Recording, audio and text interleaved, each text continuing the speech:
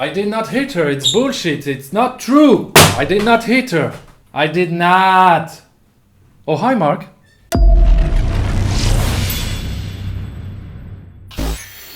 Bonjour et bienvenue sur Les Cousins font leur cinéma. Et avant d'attaquer la critique, je voulais juste vous dire qu'aujourd'hui nous sommes le 25 janvier et c'est l'anniversaire de mon cousin Tom. Voilà, donc lâchez-vous dans les commentaires.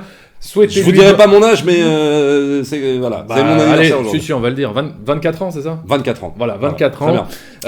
Donc n'hésitez pas à lui souhaiter bon anniversaire dans les commentaires, ça lui fera plaisir. Et donc aujourd'hui, on parle de The Disaster Artist, réalisé par James Franco et interprété par James Franco, avec également Seth Rogen, le frère de James Franco, Dave Franco, Alison Brie et plein d'autres acteurs qui font des caméos dans le film. On vous révélera pas qui ils sont, comme ça vous aurez la surprise en voyant le film, mais j'ai trouvé ça génialissime. Donc The Disaster Artist, ça parle de Tommy Wiseau, artiste qui veut devenir acteur mais qui n'y arrive pas parce qu'il est trop mauvais, clairement, et qui fait la rencontre d'un autre étudiant en art dramatique. Et tous les deux vont faire un film, puisqu'ils se font jeter par Hollywood et tout ça, enfin par les producteurs pour pouvoir faire du cinéma. Et tous les deux, ils vont avoir l'idée de faire un film qui s'appelle The Room, et qui va s'avérer être le film le plus nul, sûrement le plus naze de toute l'histoire du cinéma. Donc c'est un film qui était sorti à l'époque en 2003, et comme tu as dit, ce film est tellement mauvais qu'il est devenu presque un phénomène de société, c'est devenu un film culte. C'est un film qui a coûté 6 millions de dollars, mais qui en a rapporté 1800 à sa sortie. Quand il est sorti, parce qu'il est sorti dans une salle à Los Angeles. Voilà. Alors, moi, je commencerai par dire une chose. C'est que, en fait, à part Ed Wood, parce qu'il y a eu Ed Wood de Tim Burton, qui était très intéressant sur le réalisateur, soi-disant le plus mauvais du monde et tout ça. Je trouvais ça assez intéressant de le voir une fois et tout ça. Moi, je me suis posé la question quant à la légitimité de The Disaster Artist, c'est-à-dire de me dire, finalement, est-ce que ça a un réel intérêt de voir le parcours de quelqu'un de mauvais ? Donc j'étais un peu dubitatif sur le concept même de la chose. Je me disais c'était sympa avec Ed Wood, on va peut-être pas nous le refaire avec chaque personne qui est mauvaise, parce que sinon tu pourras en faire, tu peux faire un annuaire de tripoter. Et en fait, ce qui est super intéressant et ce qui est très réussi, et c'est pour ça que le film est bien, c'est que de ça, il en fait une success story en fait. Ce qui est hyper intéressant, c'est de voir comment tout ça se termine. Le fait d'assister à une purge, mais comme on n'a jamais vu de notre vie, et comment ça va se transformer en fait en phénomène et en success story. Et c'est là où le film, c'est une de ses qualités, mais il y en a bien d'autres, et on va pouvoir y venir. Voilà. Donc clairement, on a beaucoup aimé ce film. Ah oui. James Franco est le réalisateur de ce film, et donc il incarne le personnage de Tommy Wiseau. Il l'incarne.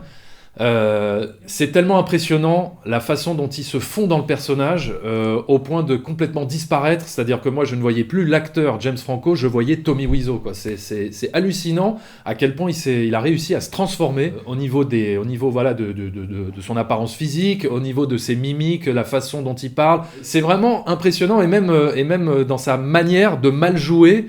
C'est tellement bien retranscrit. Je veux dire, pour ceux qui connaissent le film The Room, ou qui ont vu des extraits sur YouTube et tout ça, vous allez vous régaler de voir comment un acteur s'empare de ce personnage, quoi. Le reste du casting est clairement très très bon, c'est-à-dire que, par exemple, même si tu prends Dave Franco, qui est son frère, il est excellentissime. Parce qu'il joue, alors ce qui est vachement bien, c'est qu'il joue le contrepoids en fait de Tommy Wiseau, du personnage de James Franco. C'est-à-dire que t'as un lunaire total, t'as un espèce d'extraterrestre qui est interprété par James Franco, donc Tommy Wiseau. Et alors, ce qui est vachement bien dans le film, mais j'ai envie de dire c'est une chance, parce que c'est la vie, c'est inspiré de faits réels, donc c'est comme ça que ça s'est passé. La chance, c'est que tu n'as pas juste un lunaire pendant 1h30 et qui est là, machin, parce que je pense que le film aurait été vite saoulant. Ce qui est génial, c'est ce contrepoids, en fait, de l'ami de James Franco, enfin de Tommy Wiseau, qui lui a vraiment la tête sur les épaules et qui lui a une réelle carrière à mener. Lui, il a vraiment envie de faire ça. Mais peut-être aussi, Tommy Wiseau aussi, mais sauf que il est trop mauvais. Et puis surtout, il est trop perché. Il est trop perché. Alors que Dave Franco est beaucoup plus lucide. Sur le métier. Voilà. Et ce qui est génial, c'est que dans le film, t'as affaire à un duo antinomique. Et c'est vachement bien. C'est comme dans tous les bons duos qui marchent au cinéma. T'as le lunaire et t'as celui qui a les pieds sur terre. Même si Dave Franco, il est en admiration. C'est presque, je dirais, ce qui est très impressionnant quand même dans le rôle qu'a Dave Franco, c'est ce côté âme damnée qu'il a par rapport à Tommy Wiseau. C'est-à-dire qu'il lui pardonnerait tout et n'importe quoi. Parce qu'il se laisse embobiner, parce qu'il est naïf, parce que Tommy Wiseau, mine de rien, avec sa mégalomanie, a une espèce d'attraction où il arrive quand même à attirer je ne sais combien de personnes dans son projet tout pourri. Oui, et c'est extraordinaire. Et ça, James Franco, il te le montre vachement bien. Ah ouais. Et alors, ok, il y a l'aspect financier. Voilà, c'est ce que j'allais dire. C'est que il Mais- te montre quand même un personnage qui arrive à ses fins grâce à l'argent. Ouais. Grâce à l'argent qu'il a, d'ailleurs, dont on ne sait pas d'où il Mais vient. alors, on ne sait pas d'où il vient. On ne sait pas. Et Non, mais il y a voilà. tout un mystère, même encore Ouais. aujourd'hui. Même encore aujourd'hui. On a beau se renseigner, on ne sait pas d'où vient son argent. Et d'ailleurs, justement, pour revenir à Dave Franco, ce qui est vraiment de très bon, effectivement, dans cette dynamique de personnage, c'est que nous, spectateurs, on s'identifie totalement à lui. C'est-à-dire qu'on voit l'histoire de ce film à travers son regard. Exactement. C'est-à-dire que lui, il est lucide comme nous, on serait lucide face à cette situation. Et on va comme ça de scène surréaliste en scène surréaliste, et on assiste à ce fiasco, c'est presque une tragédie. Enfin, c'est presque, tu assistes presque à une tragédie autoprogrammée, quoi. Parce que tu sais que le mec, il n'a pas de talent, enfin voilà, ni en tant qu'acteur, ni scénariste, ni réalisateur. C'est-à-dire que voilà. Et tu te dis, mais comment ça va se terminer tout Voilà, ça, quoi. c'est-à-dire qu'on se dit, ça va être terrible. Et ce qui est génial, et ce que James Franco, pour moi, a tout compris, c'est quand même un grand comédien, James Franco, parce que je reviens là-dessus, parce qu'il était quand même nominé à l'Oscar pour un film que j'avais adoré, c'était 127 heures. 127 heures, où vraiment, pour moi, il méritait l'Oscar du meilleur acteur. Il l'a pas eu, mais franchement... Ah, voilà, c'est un très bon acteur. C'est un super acteur, ce mec. Et notamment, même dans la série The Deuce et tout, il est très très bon. Ouais. Là où il comprend vraiment le personnage, c'est qu'il a compris cette personnalité de ce Tommy Wiseau là, qui est, alors ça c'est redoutable, et on en connaît, on en a connu, c'est des gens qui pensent qu'ils sont très bons, et il n'y a rien de pire que des gens qui pensent qu'ils sont très bons, alors qu'ils sont mauvais, et qui pensent qu'ils sont très bons, qu'ils sont des génies.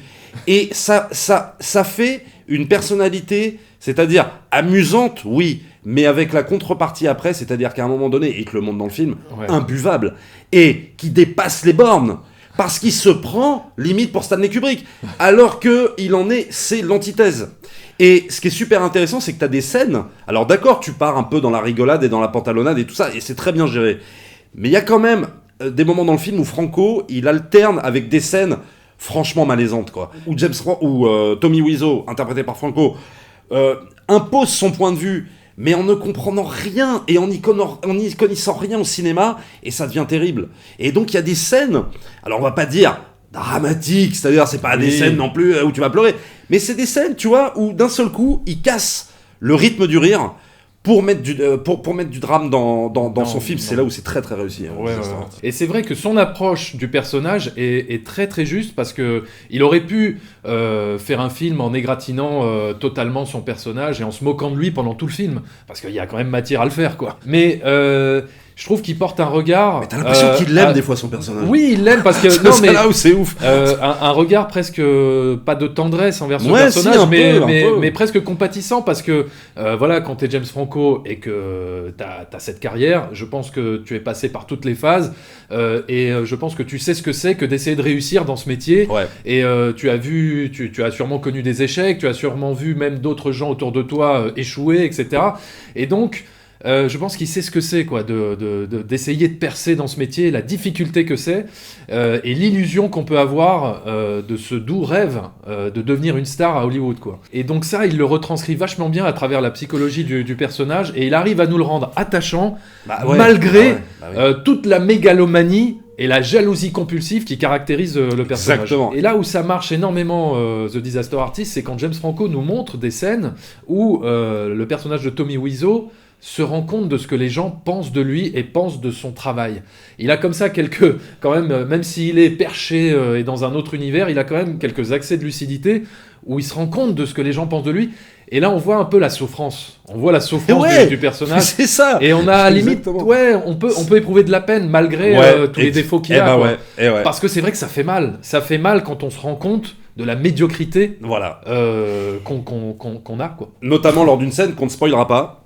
Mais c'est une scène pour moi peut-être la meilleure du film, parce que c'est une scène qui, au début, effectivement, alors on dira pas ce que c'est, Ouais. c'est une scène au début où tu peux te marrer, franchement. Ouais. Et puis à un moment, bah tu te marres plus. Et c'est là où c'est fort, parce que, bah du coup, ça rejoint exactement ce que tu dis. Ouais. C'est-à-dire que, et là tu t'es témoin peut-être d'une souffrance. Voilà, Et oui, c'est, parce c'est que- génial, c'est vraiment... Parce que James Franco, justement, arrive à nous placer dans la peau de ce personnage à un moment donné Ouais. et nous faire ressentir toute Exactement. toute cette souffrance c'est ça. et l'échec d'un artiste Bah qui oui. se rend compte qu'il est mauvais, quoi. Voilà. Et- Et d'ailleurs, le film s'appelle. C'est génial le titre parce que il a volontairement placé le mot artiste dedans. Il a pas fait, je sais pas, The Disaster Director. Il a pas dit The Disaster machin. Il a dit The Disaster Artist. C'est totalement antinomique. Et en plus, ce qui est extraordinaire, c'est qu'aujourd'hui, Tommy Wiseau, il doit jubiler parce que avec sa mégalomanie et tout ce que tu veux qui le caractérise, et ben aujourd'hui encore, on parle de lui, quoi, et on fait un film sur lui. Enfin, film sur Il le- doit C'est être, là où c'est- mais pour lui, c'est tout bénef, quoi. Enfin, il Voilà. a réussi son pari. Alors, Alors, il a pas eu la carrière qu'il aurait souhaité. Bah mais non, bon, et peut-être mais qu'il- quand même. Hein. et je pense qu'il ne l'aura pas. C'est-à-dire que Bah c'est non, c'est non, impossible non. parce que tu ne peux pas. Enfin, je veux dire, il a eu. Oui, ce film-là est un phénomène, mais tu penses bien qu'il pourra pas refaire un film. Enfin, je veux dire, Qui sait- ou alors, qui sait ou alors, je sais pas, il faut qu'il le fasse écrire par. Je sais pas ce qu'il faut qu'il fasse, mais enfin, faut même pas qu'il joue, faut même pas qu'il réalise. C'est terrible. Mais ce que j'ai vraiment apprécié dans le film, c'est qu'il y a pas, il y a de la moquerie, oui, mais il y a aussi de l'empathie. Voilà. Et c'est génial. Et James Franco joue sur les deux tableaux. Et pour moi, c'est en ce sens que c'est très très réussi.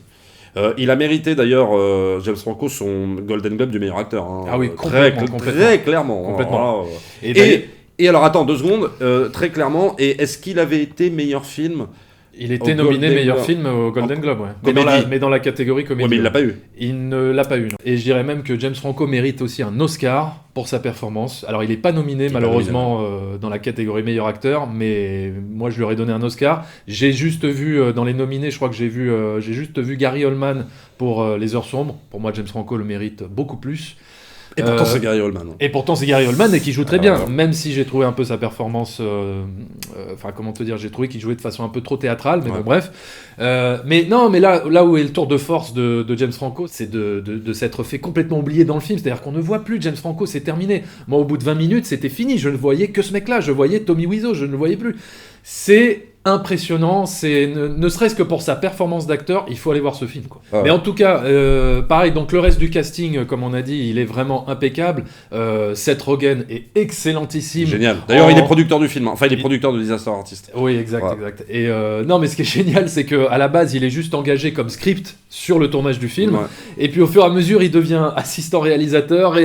Enfin, C'est génial. Tellement le Génial. mec est juste incompétent. Ouais. il faut bien le remplacer, il faut bien que quelqu'un assure le job, quoi. Et non, et Seth Rogen, il le joue superbement bien. Il s'éloigne un petit peu de ce qu'il a l'habitude de faire, c'est-à-dire de jouer un petit peu toujours le comique, quoi, tu vois. Ouais. Et Ouais, là, il là, il le joue de sérieux, façon vraiment, ouais, voilà, c'est vraiment de façon sérieuse et tout, et puis hyper convaincant, quoi. Alors, comment ce film a été reçu par la presse et les spectateurs du monde entier? Alors, on attaque tout de suite sur IMDb. Le film a une moyenne de 7,8. J'aurais mis plus. Hein. Je lui aurais mis plus également, en sachant que le film est pour l'instant sorti qu'aux États-Unis, que c'est vraiment, à mon avis, un film quand même un peu de niche, peut-être destiné plus aux cinéphiles ou à ce genre de public-là. Ouais. Bien que le film soit vraiment divertissant. Ah oui, n'importe qui peut le voir. Et n'importe qui peut le voir, mais bon. Enfin, il n'y a pas besoin d'être cinéphile pour apprécier ce film. Non, hein. non, c'est sûr, mais est-ce que ça va intéresser, les. Enfin, voilà, Bah, les films sur les films. Voilà, les ouais. films sur la fabrication d'un film, mais bon, c'est tellement intéressant que il faut tous aller le voir. Oh, ouais, c'est clair. Voilà, sur Allociné, eh ben, il n'y a toujours pas de note parce que... Il n'est pas encore sorti. Il n'est pas encore sorti au moment où nous faisons la critique. Alors, sur Rotten Tomatoes, le film, il a une moyenne de 91% d'avis favorables, donc encensé par la presse et mérité. et mérité, totalement justifié. mérité. Quelle note tu lui mets? Alors, quelle note je lui mets? Écoute, voilà, j'ai vraiment été bluffé par la performance de James Franco. La réalisation aussi également, je l'ai trouvé très bonne parce que il utilise, si tu veux, il adopte une mise en scène où il y a quand même pas mal de plans à l'épaule, tu vois, c'est presque filmé comme un documentaire. Du coup, ça se marie, je trouve, vachement bien avec la spontanéité et l'imprévisibilité du personnage, c'est totalement adéquat. Donc, moi, je lui mets 4 sur 5. Donc moi je lui mettrai une note 2, je vais être généreux, hein, je vais lui mettre 4,5. Ah ouais. Voilà, je vais lui mettre 4,5 parce que pour moi c'est une réal, voilà, c'est super bien écrit, on s'emmerde pas une seconde, et même comme tu le disais, c'est vrai, c'est peut-être un film un peu destiné aux cinéphiles comme pouvait l'être Ed Wood, mais sauf que il y a moins de temps mort, je trouve, que sur Ed Wood par exemple. La performance de James Franco, elle est énormissime, et c'est passionnant de voir ce parcours de personnage jusqu'où ça mène, et je n'en dirai pas plus, parce que sinon je vais spoiler. Voilà, donc 4,5 sur 5 pour moi. Eh ben, très bien. Bon, ben voilà. C'est vrai que nous deux, on est toujours très, très clients de voir dans des films la fabrication d'un film, d'un quoi. film, C'est-à-dire c'est la génial. mise en abîme d'un film. T'as préféré Ed Wood ou ça? C'est difficile. C'est-à-dire que Ed Wood, je l'aime beaucoup. J'aime beaucoup ce film, mais parce que j'aime énormément la mise en scène de Tim Burton, qui m'impressionne quand même plus que celle de James Franco. C'est compliqué. J'aime autant l'un que l'autre. Ouais, moi aussi. Alors j'aime autant l'un que l'autre. Juste un petit truc, je trouve, que peut-être que Burton a plus d'empathie. Oui, c'est sûr. Pour Ed Wood. C'est sûr. En vérité, tu sens que Burton dans Ed Wood, ça l'aurait pas dérangé de faire du Ed Wood. C'est-à-dire que, sauf que Burton a du talent. Mais ce que je veux dire, c'est que lui, limite, il est tellement amoureux de ce cinéma que ça l'aurait pas dérangé, tu vois. À la limite de faire un film à la Ed Wood, quoi. Allez hop, c'est parti. Il aime tellement cet univers, il aime tellement ce personnage, et tu le sens vraiment admiratif de ce personnage, malgré le fait qu'il soit pas bon. C'est pour que ça... James Franco, il a un peu plus de distance. Oui. Et c'est pour ça que je dirais que Ed Wood, c'est vraiment une déclaration d'amour au cinéma, plus que ne l'est The Disaster Artist, qui est davantage un portrait de personnage. N'hésitez pas à vous abonner à la chaîne, vous nous likez, vous commentez, vous mettez des pouces bleus et vous nous partagez partout sur le web. Nous, on se retrouve très rapidement pour une prochaine vidéo. Allez, au revoir.